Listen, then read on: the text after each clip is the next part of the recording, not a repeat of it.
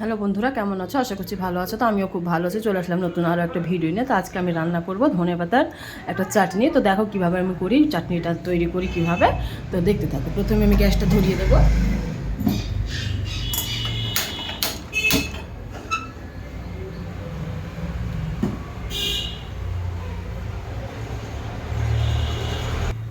কড়াইটা গরম হয়ে গেছে, এবার আমি দিয়ে দেবো এর মধ্যে সরষের তেল।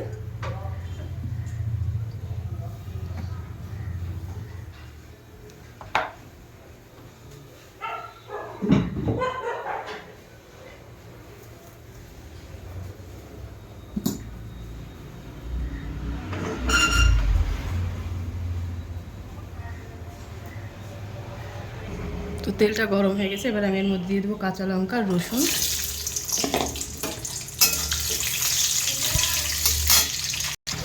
কাঁচা লঙ্কা রসুনটা ভাজা ভাজা হয়ে গেছে, এবার আমি এর মধ্যে দিয়ে দেবো কালো জিরে।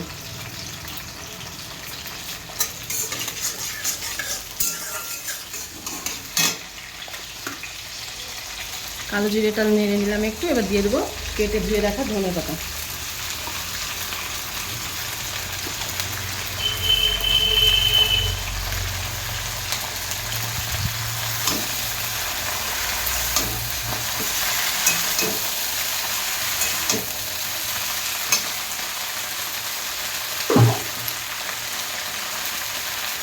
এবার আমি এর মধ্যে দিয়ে দেবো পরিমাণ মাপে লবণ।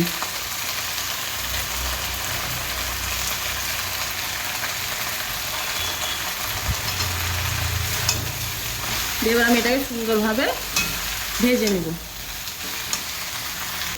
তো ধনিয়া পাতা থেকে কিন্তু অনেকটা পরিমাণে যে পানি বেরিয়েছে। তো এই পানিটা পুরোটা আমি শুকিয়ে নেব। পানিটা শুকিয়ে একবারে ঝরঝরে করে ভেজে নেব, নিয়ে তারপরে আমি এটাকে মিক্সার গ্রাইন্ডারে বেটে নেব। তাহলে হয়ে যাবে আমার এই চাটনিটা। অনেক সময় কি হয়, কাঁচা ধনিয়া পাতা বাটলে 2-1 দিন পরে ওটা নষ্ট হয়ে যায়, টেস্টটা খেতে ভালো লাগে না। তো বেশি করে যদি বেটে রাখা যায় তাহলে সেই জিনিসটা ফেলে দিতে হয়, নষ্ট হয়। তো এইভাবে যদি বেটে রাখা যায় ধনিয়া পাতাটা, তাহলে কিন্তু বেশ অনেক দিন পর্যন্ত ঠিক থাকে এবং জিনিসটা নষ্ট হয় না, ভালো লাগে খেতে, স্বাদটাও একই রকম থাকে। তো এভাবে আপনারা বেটে খেয়ে দেখবেন, কিন্তু খুব ভালো লাগে।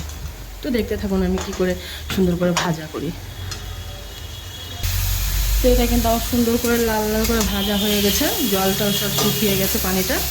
তো এবার আমি এটাকে একটু ঠান্ডা করে তারপরে মিক্সিতে পিষে নেব।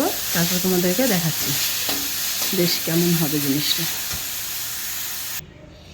এই দেখো বন্ধুরা, আমার কিন্তু চাটনিটা খুব সুন্দর করে পিষা হয়ে গেছে। তো এরকম করে আবার চাটনি করে খেয়ে দেখো, খুব ভালো লাগে। যদি ভালো লেগে থাকে তো একটু লাইক কমেন্ট শেয়ার করে দেবেন এবং আমার ভিডিওটিকে সাবস্ক্রাইব করে দেবেন এবং ফলো করে দেবেন। পুরো ভিডিওটা দেখার জন্য আপনাদেরকে অসংখ্য অসংখ্য ধন্যবাদ।